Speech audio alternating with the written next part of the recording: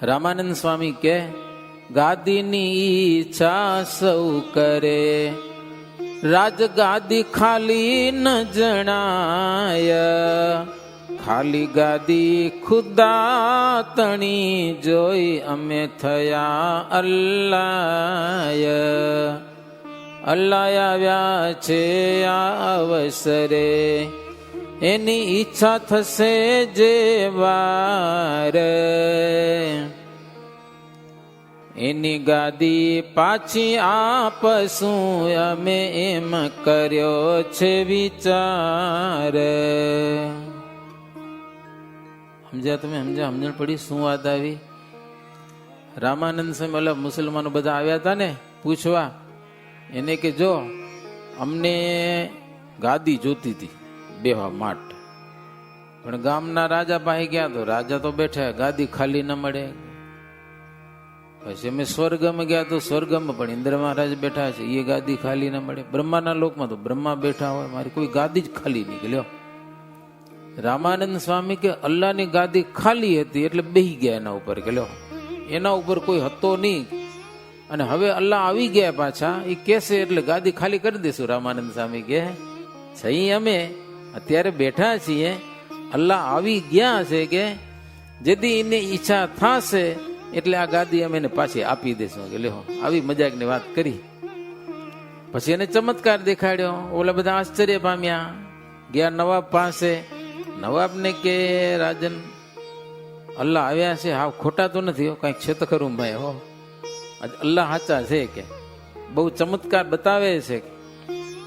પછી ગજેફર ખાનને ભાવ થયો છે, આ તો રામાનંદ સ્વામી હતા, પછી ભલે મુસલમાન પણ શ્રીજી મહારાજની સાથે બહુ ભાવ રાખતો એ રાજા, હો ગજેફર ખાન. અવારનવાર મહારાજ માટે ઉનાળો હોય ને, ઓલા પંખા આવે ખબર શું કહેવાય, વાડા વાળા, એ બનાવીને મહારાજ માટે મૂકે અને કાગળમાં લખે હરિભક્તોને કે આને પાણીમાં પલાળી અને પછી મહારાજ ઉપર પવન ઢોળજો. કે લ્યો આવી મહારાજ ઉપર વસ્તુ મોકલતો એ ગજેફર ખાન.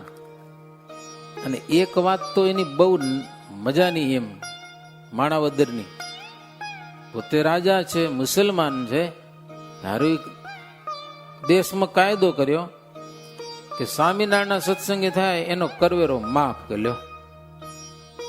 હાલે બીજાને હાલે, સ્વામિનારાયણના સત્સંગે થાય એનો કરવેરો કાંઈ નહીં કર્યો. બીજા પંથવાળા ખીજાણા કે આ કેમ મેળ પડે, કે કાં બધાનો લ્યો ને કાં તો બધાનો માફ કરો. એ શું ઊંચેથી આવ્યા કે સ્વામિનારાયણ વાળા બધા ભેગા થઈને આવ્યા રાજા પાસે. બપોર પછી સાંજકનો સમય હતો. રાજા કે હાલો. પછી એક નદી કિનારે એવી એક જગ્યા હતી, ત્યાં બધા છોકરા રમતા હતા. એક રસ્તો ત્યાં જવાનો, થોડી મોટી જગ્યા, ત્યાં રમતા હતા. બધા છોરા બધા ભેગા હોય, સત્સંગીના હોય, કુસંગીના હોય, બધા હોય. રાજાએ રસ્તામાં પૈસા નાખી દીધા. પછી બધા માણસોને એક બાજુ ઉભી છાનામાના જોયા કરો, સમજ્યા ને? રમત છોરાની પૂરી થઈ, બધા ઘરે જતા હતા, રસ્તામાં પૈસા પડ્યા હતા. સ્વામિનારાયણનો સત્સંગી છોરો એકે પૈસાને અડ્યો નહીં, અને બીજા હતા એ તો ખીચા ભરી લીધા. રાજા બધાને કે આમાં તમારા છોરા છે કે નથી? તો કે છે. ઓલે હાવ ચોપ બોલી જ ના કે લ્યો સત્સંગીમાં સંસ્કાર કેટલા. નાના છોકરા આ પારકો પૈસો આપણેથી નો લેવાય, કે લ્યો નાના છોરા પણ પૈસા ને અડે જ નહીં, હાલે ગયા.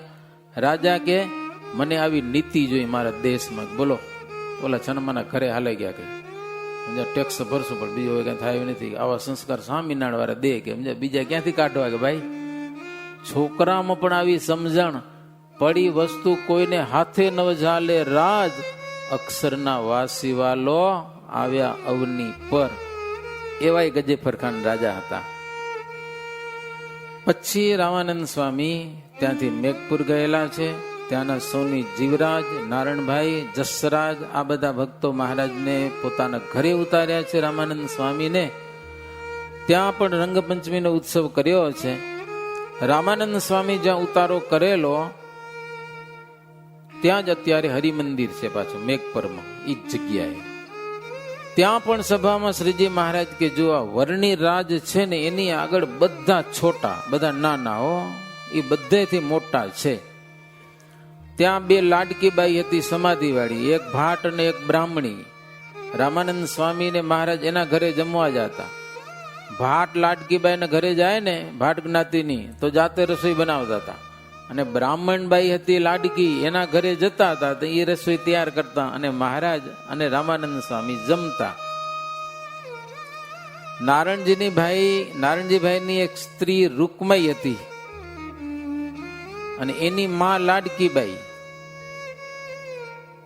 મહારાજ ઘરે આવ્યા, રામાનંદ સ્વામી ને બધા ભેગા, એટલે રૂકમાઈ કે માં, આ બ્રહ્મચારી છે ને, હું ધામમાં જાતી તો વનમાં મેં એને ઘણી વખત જોયા છે. ગયો જંગલમાં ફરતા હતા ને મહારાજ, અને મેં જોયા છે વનમાં ફરતા હતા, ત્યાં વર્ણીને હું અવારનવાર દેખતી. કે તો આમ વાત કરે છે. ત્યાં થઈ ગઈ સમાધિ, ગયા ધામમાં, ત્યાં ભગવાનના દર્શન કર્યા અને દેહમાં આવીને એની માને વાત કરી કે માં, આ વર્ણી છે ને સાક્ષાત ભગવાન છે, પ્રભુ છે. કે હો.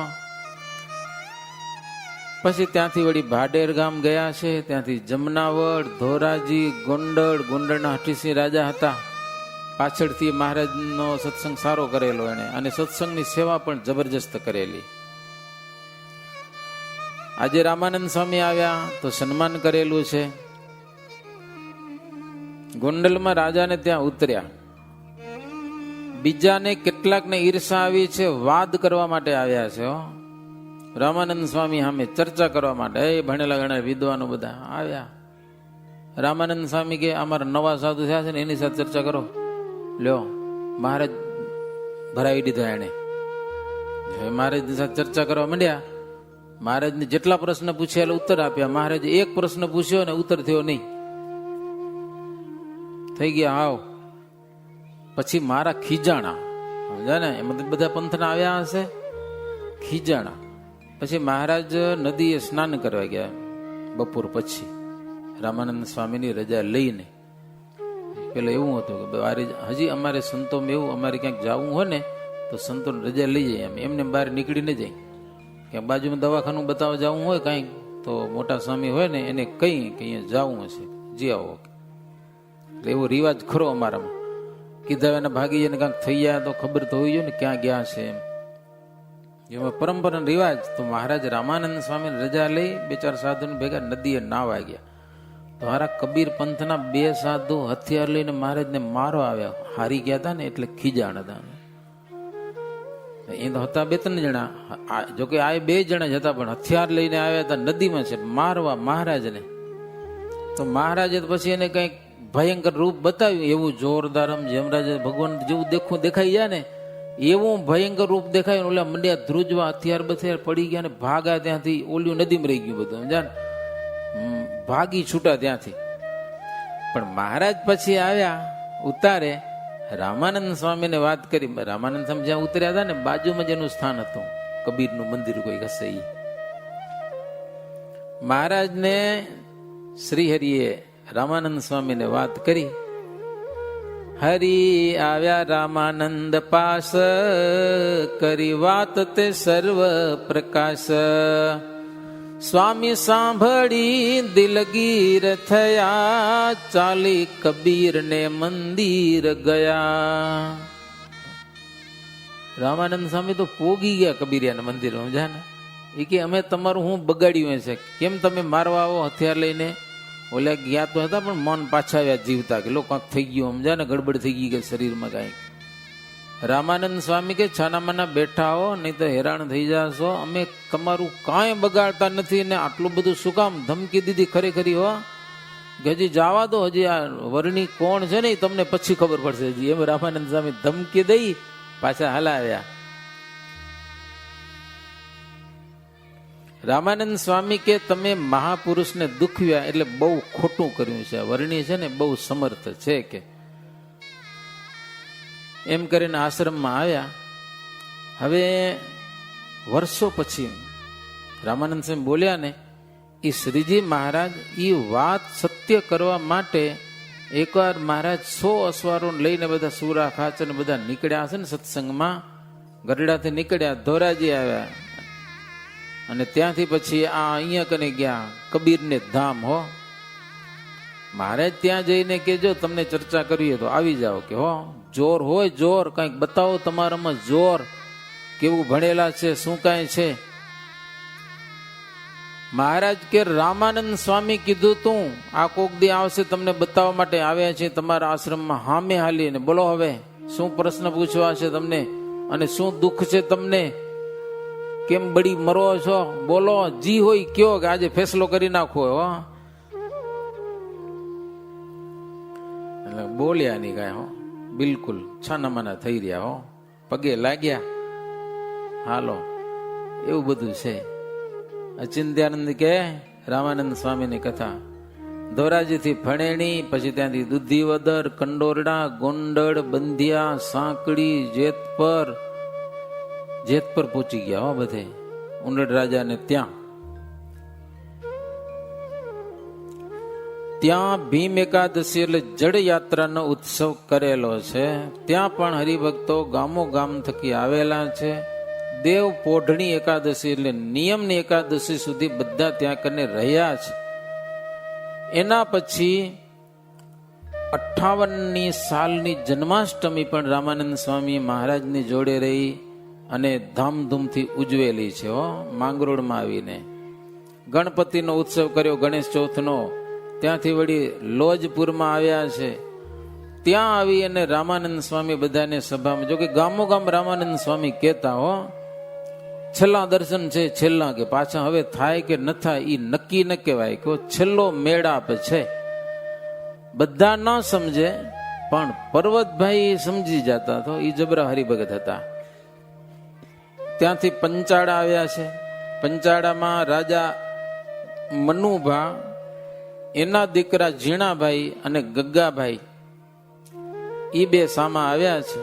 સન્માનથી મહારાજને લઈ ગયા છે. રામાનંદ સ્વામીને સારી સેવા કરેલી છે. રામાનંદ સ્વામી રાજાને કીધું તમારા બે દીકરા છે ને આમ ચમત્કારી છે, કે હો બહુ હારા હારા કામ થશે એના દ્વારા. એમ કહીને રામાનંદ સ્વામી બે હાથ મૂક્યા માથા ઉપર, બે દીકરા ઉપર, દીકરાના માથા ઉપર. શ્રીજી મહારાજે કીધું કે સાચી વાત કહો છો કે હો. શ્રી હરિએ ઝીણાભાઈ ના વડી કીધા વખાણ અત્યંત, થાશે મના હાથથી સત્સંગમાં કામયનંત. હારા કામ થશે હો ઝીણાભાઈ દ્વારા. રામાનંદ સ્વામી રાજાને કે જો મેં તમને કીધું તો ને સર્વોપરી ભગવાન આવશે, એ આવી ગયા, ઓળખી લેજો કે હો. આનું રટણ કરો, રાત દિવસ આનું સ્મરણ કરો, આ મૂર્તિ હૃદયમાં ધારો કે હો. એને સાચી વાત કરી. પછી ત્યાંથી માણાવદર આવ્યા છે, ભટ્ટજીને ઘેર. માણાવદરમાં પણ ત્યાં એક દી રહી. ત્યાંથી ચાલ્યા હરિભક્તો કે સ્વામી વેલા વેલા આવજો પાછા બીજી વખત. રામાનંદ સ્વામી કહે હવે આવું કે ના આવવું એ તો ભગવાનના હાથની વાત છે, કે શરીરનો કોઈ નિર્ધાર નથી, કે હો નક્કી નહીં ક્યારે પડી જવાય. દેહનો કોઈ નિર્ધાર નથી. લાંબા વિચારો મનુષ્યો કરે છે, તૃષ્ણા ઘણી અંતર તે ધરે છે, તે જોઈને કાળ હસ્યો રહે છે, આવી અજાણ્યો જીવને ગ્રહે છે. મોટી મોટી આશાઓ લઈને માણસ મંડ્યો છે, પણ કાળ તો જોયા કરે છે ભાઈ, ઝપટ મારી લેશ કે હો.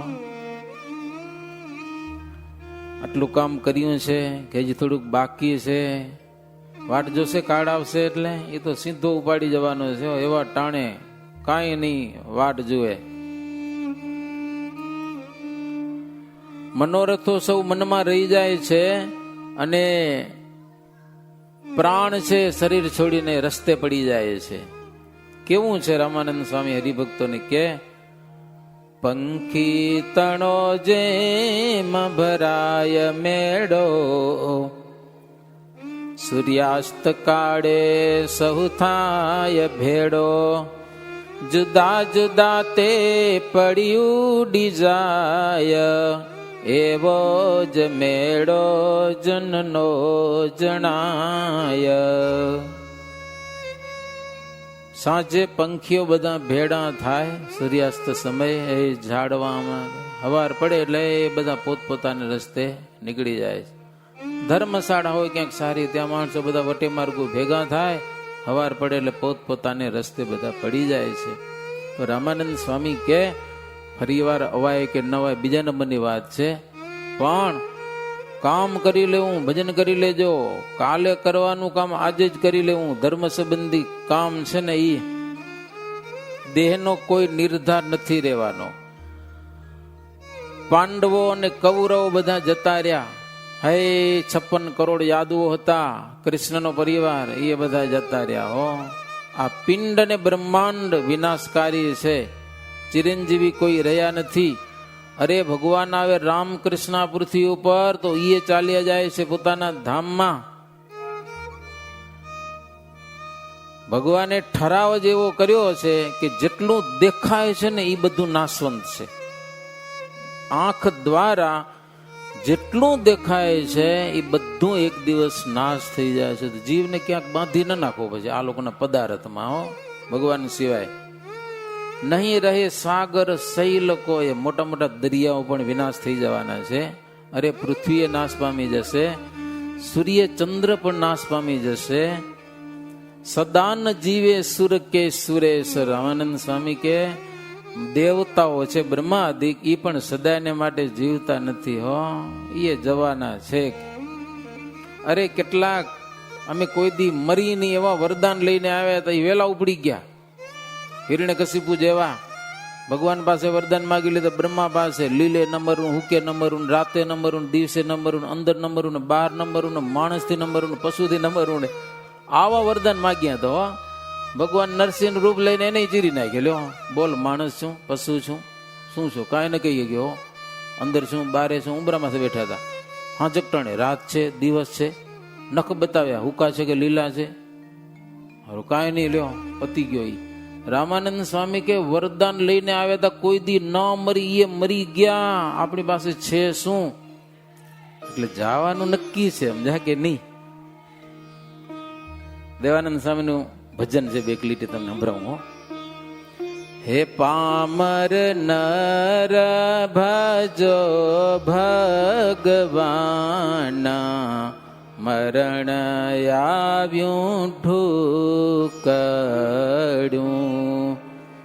કાલ આવશે કાળ અજાણા, મરણ આવ્યું ઢોકડું. કાળ ઓચિંતાનો આવી જશે. હરિભજન કરો. અણસમજ્યા ઔષધ કરે. જાય ની ગોરી તો પાણીમાં દોઈ દોઈને પાય. પણ હવે જવાનું થયું છે, નહીં રે ભાઈ. હવે અન્ન ગળે ન ઉતરે, ખાતા ઉલટી થાય. અતિ વ્યાધિ દુઃખ દેહ મારે, ખાંસી સૂડ આવે ના ખમાય. મરણ આવ્યું ઢોકડું. ગળામાં કઈ ઉતરે નહીં. હો, એક બાપાને દર્શન દેવા ગયા હતા, સમજ્યા ને, ગળું સિવાય ગયું. વાતું બરોબર કરે. બીડી બહુ પીધી હતી, સમજ્યા ને, બીડી. હરિભગત મળવા આવે ને, બીડી દો, બીડી કે લ્યો. એટલે કે અલ્યા હવે બીડી ન પીવાય, બંધ થઈ ગયું. ડોક્ટર કે સ્ટોપ થઈ ગયો. હવે બીડી બહુ પીધી હતી, સમજ્યા. પછી અમે દર્શન દેવા ગયા, કીધું આને કથા સાંભળાવો ને, ઇધર ભૂત થશે એવો છે. કીધું સમજ્યા ને, કથા સાંભળતા સાંભળતા મરી જશે તો કંઈક જીવની સદગતિ થશે. પછી તો મેં એને કથા મોકલાવી એને કરે, સમજ્યા કે નહીં? કથા સાંભળતા સાંભળતા પ્રાણ છૂટી જશે ને તો એના પરિવારને કીધું પાછો નડશે નહીં, નહીં તો નડે એવો આ પાછો. ઓલા કે સ્વામી ભગવાનની પ્રાર્થના કરો કે જલ્દી જાય. એને ખપતો નતો લો ડોહો. ઈ કે આનું પાર પાડો જલ્દી, કે પાર પાડો. મેં કીધું હવે ખાવાનું જ બંધ થઈ ગયું તો કીધું તો પાર પડવાનું જ છે ને, હવે આ કેટલા દી જીવશે? જો કે હવે નથી ગયા. મરવા ટાણે વેચાણમાં બીડીયું ખપે એટલે તમને કોઈ વ્યસનમાં વાલા રાખતા નહીં, વાલા ભગવાનને રાખજો. નકામી વસ્તુ જીવનમાં વાલી રાખવાની મરવા ટાણે નડે. એક ગામમાં ફરવા ગયા હતા, આખી રાતના ડોસો ઠોં ઠોં ઠોં. સવારે સંતો કે પણ અમને રાતના હુવા નથી દીધા. છે શું? તો કે બીડી પીડીને હળી ગયો બધું. આવો કે હવે નથી મરતો કે લ્યો વિચાર કરો તમે, આ દશા થાય એની. આખી રાત ઉધરસ. હે સગા સંબંધી સહુ મળી રે બેઠા ઘરને બહાર, 18 દિવસથી અન્ન મેલ્યું રે ડોસો તન તજવા થયો તૈયાર, મરણ આવ્યું ઢૂકડું. ઇન્દ્રિયના દેવ ઉઠી ગયા રે ને વૈખરી વાણી બોલાય. દેવાનંદ કહે હરિ વિમુખ નો રે, તોય પાપી પ્રાણ નવ જાય, મરણ આવ્યું ઢૂકડું. પામર નર ભજો રે ભગવાના, મરણ આવ્યું ઢૂકડું. ઇન્દ્રિયના દેવતા બધા ઉઠી જાય ને, પછી સંભળાય નહીં ને દેખાય નહીં ને, બોલવાની વાણી વૈખરી બોલાય. અને કુસંગી હોય ને એ તો કે હવે આ મરતો નથી ડોહો, સત્સંગી હોય તો સેવા કરે. હમણાં 2-3 દી પહેલા રામ પર ગયા હતા, એક બાપો બાજુમાં સમજાય કે દર્શન દેવા પધારો, કે 2 લાકડીથી બાપા 2 પગલા અમે આવ્યા. અમે સંતો બધા ત્યાં કને ગયા. બાપા જય સ્વામિનારાયણ કીધું, જય સ્વામિનારાયણ. ધામમાં જાવું કે વારે હજી? તો ના ના જાવું હોય કે સમજાય કે નહીં. મેં કીધું જુઓ મન ક્યાંય રાખતા નહીં, હવે ભગવાન ઓચિંતાના તેડવા આવશે. રૂપિયા ક્યાંક રાખ્યા છોરાને દઈ દેજો, છોરો બાજુ ઊભો હતો સમજાય કે નહીં. કાંઈ રાખતા નહીં તમારા નામનું? તો કે સ્વામી કાંઈ નથી રાખ્યું, મારે જ ને કયો તેડી જાય. એટલે આટલી તૈયારી ખપ્યો તો મારે તેડી જશે. હાવ ત્યાર લ્યો એ કે કાંઈ નથી, અને સેવા બરોબર થાય છે. ભગવાનની વાટ જોઉં છું, આવે એટલે મારે જાવું જ છે, કે કોઈ ઈચ્છા નથી. ગયેલો નહીં તો એક બાપાને હું પૂછ્યું હતું, એ ઘણા વર્ષો થઈ ગયા, લેબ્બા પેતર લેબ્બા સમજા, ઘરમાં રહેવા નથી, જમાડીને બજારમાં નાખી દે. બજારમાં ગાદલું નાખી દીધું, ઓટલા ન હોય એમાં ડોહો પડ્યો નક્કમ હાવ બારે ઓટલામાં. મેં એને એક દી કીધું, બાપા ધામમાં કીધું, ધામમાં? તો કે તમને આડો હું રોગ મને સામે નડ્યો, નથી જાઉં મારે, લો અહીંયા જીવવું છે મારે. મેં કીધું તમે ઘરમાં આડા જ આવો રાખી દો, બજારમાં પડ્યા હોતી કીધું ગાદલા નાખીને. મરવું કોઈને ગમતું નથી. ધામમાં જવું હોય ને તો મરણને વહાલું કરજો, મરણને વહાલું કરજો, કે ક્યારે અંત સમય આવે અને ભગવાન પાસે હાલે જાય હો, ત્યારે ભગવાન તેડી જશે. નહીં તો બધાને બીક લાગે હારી મરવાની. 80 વર્ષના થઈ જાય તોય મરવું નથી હજી હો, તો શું કરશું અહીંયા રહીને? આડા આવો હવે જાઓ જલ્દી. એટલે મરવાની હોશ રાખવાની, સમજા ના? નહીં તો રોજિંદાનું મરણ આવી અને મરવું તો હોય નહીં, આપણે તકલીફ થઈ જાય પાછી. સમજા? બહુ શીખવાની કથા છે. મૃત્યુથી જરાય ડરવું નહીં ભગવાનના ભગતને હો, બિલકુલ રેડી થઈને બેઠા હું. એટલે આપઘાત કરો નથી કેતો, પણ જવાનું થાય ત્યારે એમ ડરવાનું નહીં, બીવાનું. આ તો ભગવાનના ધામનું તેડું છે ને, એ તો બહુ મંગલ વાતાવરણ છે. દેવાનંદ સ્વામી કે વિમુખનો તોય જીવ નીકળે નહીં કે હો. રામાનંદ સ્વામી કે બીજી માથાકૂટ ન કરો, દર્શનનો લાભ લઈ લો કે હો, ગયો દિવસ પાછો આવશે નહીં. પછી રામાનંદ સ્વામી માણાવદરથી પીપલાણા, નાવડા, મેઘપુર, ભાડેર, ધોરાજી, કંડોરડા, બંધિયા, આ બધું ફરી ફરીને પાછા જેતપુરમાં આવ્યા છે. અને જેતપુરના રાજા ઉંડળ ખાચર ભાવથી બોલાવ્યા છે.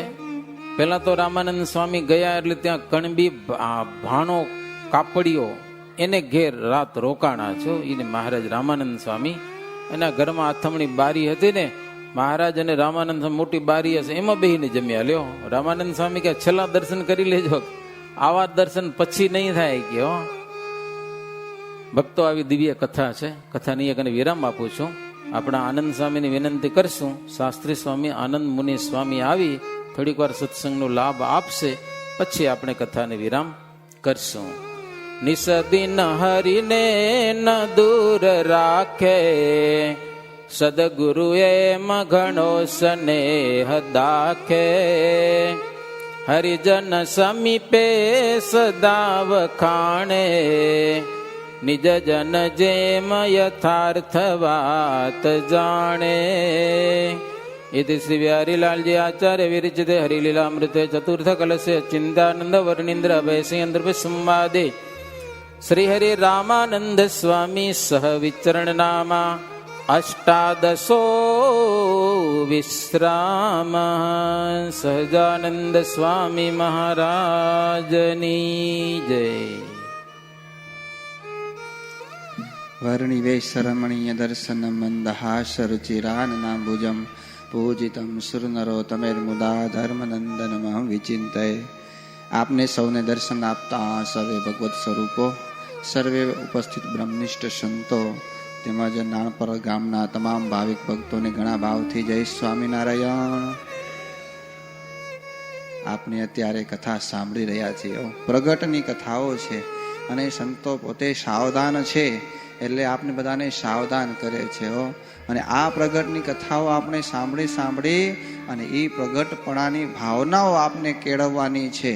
નહીં તો જેમ જેમ સમય જાય ને ત્યારે એ સમય છે એ આ મૂર્તિ ભાવ લાવી દે છે, મનુષ્ય ભાવ લાવી દે છે. અને આપણે તો ભગવાન પ્રગટ તે વખતે હતા અને પછી ધામમાં ગયા એવું નથી. ભગવાન તો અત્યારે મૂર્તિ રૂપે આ સત્સંગની અંદર આચાર્ય સ્વરૂપે, આ સંતોના સ્વરૂપે, આ શાસ્ત્રના સ્વરૂપે, વચનામૃતના સ્વરૂપે ભગવાન આપની સાથે વાતો કરે છે, બોલે છે, જુએ છે. અને અત્યારે પણ ભગવાન હાજર છે. પણ જો આપણે અનુભવ કરીએ તો આપણે અનુભવ થાય. પણ જો આપણે એમને બેઠા હોઈએ, પડ્યા હોઈએ તો મેળ ન પડ્યો. સંતો વાત કરે કે છપૈયાની અંદર બ્રહ્મચારી મહારાજ ઘનશ્યામ મહારાજની સેવા કરે, ભગવાનના ભાવથી સેવા કરે. અને સેવા કરતા કરતા ભગવાને જે પોતાનું રૂટીનનો ક્રમ હોય, હવે ભગવાને તે વખતે આજથી 150-200 વર્ષ પહેલાની વાત છે તો પતાસા મળતા. હવે તો કોઈ પતાસા ને સાકર ને કોઈ લેવાય ત્યાં નતા. હવે કાજુ બદામ દે તો લઈ, નહીં તો સામે તમારા લગે રાખો. ને ચોકલેટ ની કેટબરી ને આવી ગયું જાત જાતનું. હવે તે વખતે પૂજારી બાપાએ ભગવાનને માટે પતાસ ધર્યા.